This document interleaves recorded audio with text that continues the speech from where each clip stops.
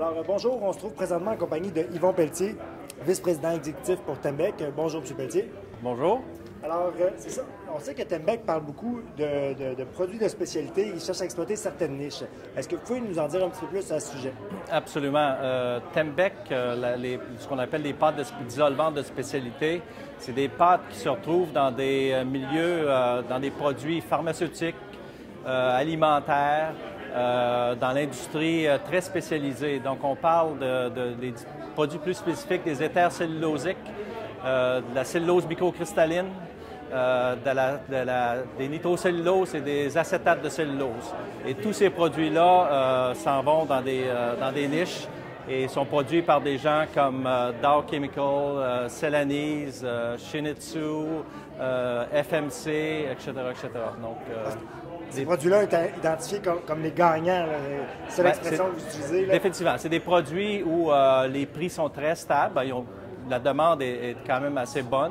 Les prix ont été à la hausse dans les dernières années, mais c'est des prix qui sont volatiles. Donc, ce ne sont pas comme des pâtes dissolvantes de commodité où on peut avoir des fluctuations de prix assez importantes.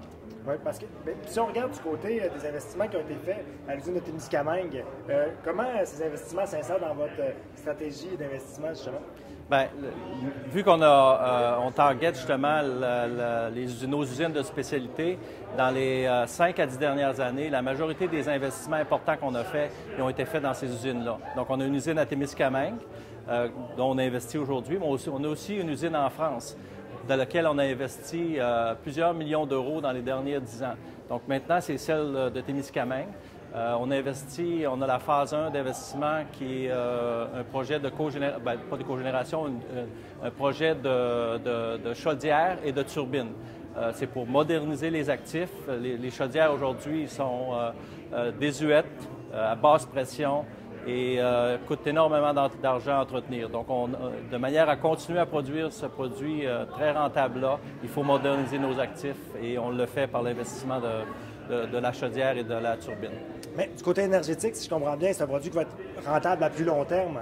Alors, pourquoi Tembec s'intéresse à ces investissements-là? Parce que quand même, on croit que c'est important. Bien, il faut moderniser nos actifs pour être capable de continuer à opérer pendant les 20 à 30 prochaines années. Sans moderniser les actifs, l'usine aurait été potentiellement fermée dans les 3 à 5 prochaines années, de fait que son équipement n'était plus viable à moyen terme. Donc, il fallait investir pour continuer à opérer sur les 20 à 30 prochaines années. Et on le fait du côté énergétique parce que ça nous aidait à réduire notre coût énormément sur le site de Témiscamingue. Donc, je vois que ça fait partie d'une stratégie d'investissement en énergie verte aussi. Absolument, absolument. Vu que l'énergie est produite à base de liqueurs résiduaires, donc qui est un produit aujourd'hui qui fait partie du processus de mise en pâte. Donc, les liqueurs résiduaires, tout ce qu'on fait maintenant, au lieu de les brûler à basse pression, on les brûle à très haute pression, avec la vapeur à très haute pression pour générer de l'énergie, de l'électricité verte, qu'aujourd'hui, n'est pas le cas. Le fait qu'Hydro-Québec soit un client assez stable et fiable. Exactement. Donc là, il y a le programme d'énergie verte d'Hydro-Québec qui a été mis en place dans les dernières années. Et nous, on a eu la chance de participer dans ce programme-là qui est sur 25 ans avec des prix qui sont indexés au coût de la vie. Oui. Puis c'est ça aussi, c'est ça, pour Tembec, c'est important de regarder les produits de niche, mais le core business, ça reste quelque chose qu'il faut continuer à long terme. Absolument. Bien, on a décidé, comme l'a dit notre PDG au début de la semaine, d'investir beaucoup dans la pâte spécialisée. Et donc, c'est ce qu'on fait. On se concentre, on focus sur ces actifs-là pour les moderniser, les rendre plus efficaces et les rendre fiables pour nos clients. Parce que nos clients ont des marges très élevées, donc eux, ils regardent à la fiabilité de l'approvisionnement. Donc, nous, on doit démontrer qu'on va être un fournisseur fiable pour les 20 à 30 prochaines années.